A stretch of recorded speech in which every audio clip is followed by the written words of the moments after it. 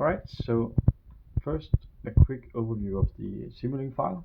We have the individual drones here, which each outputs to the simulation block and to the rest of the system. Here we have the dynamic Laplacian definition, where we define the graph of the swarm while it's running in real time.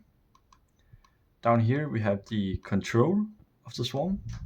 We can set it to a fixed x and y coordinate reference for the p-fixed, or we can use our gamepad or controller device to control the swarm. Down here we have the formation control, where we have some different formations that we can toggle while the simulation is running. And over here we have some step inputs which take into effect at a given time so that we can do a repetitive test. This was used for all of the figures in the report. And then in the middle of it all, we have the swarm controller, which encapsulates function 1 and 2, so swarm velocities and collision avoidance. That's it. Let's get started. All right, I'll press play and we're live. So I can adjust the yaw of the entire swarm, as I'm doing right now. You can see that I'm rotating, and the swarm keeps its formation while rotating.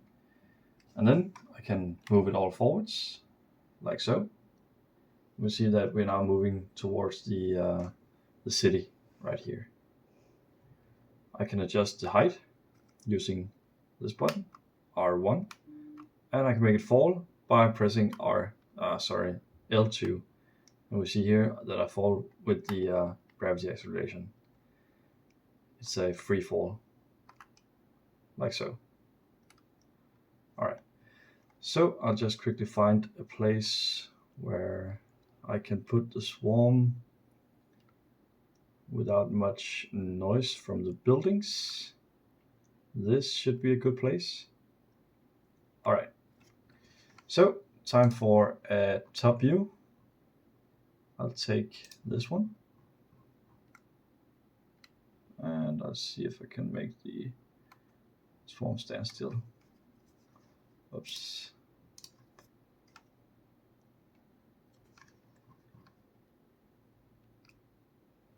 All right, there we are. So a top view, shown here. I'll now change the formation from the square formation to the dot formation, which means that all of the drones tries to find the center of the graph, and that should be toggled. And we see that all of the drones try to occupy the middle of the swarm. And now we see here that function 2 gets an output, which is the collision avoidance. So at some point, function 1 and 2 finds a balance, which makes the p dot converge towards 0. So we see there's 0 movement right now, but each of the functions tries to move each of the drones away from each other and into each other. So this is a nice balance. You can see here that I still have control of the swarm.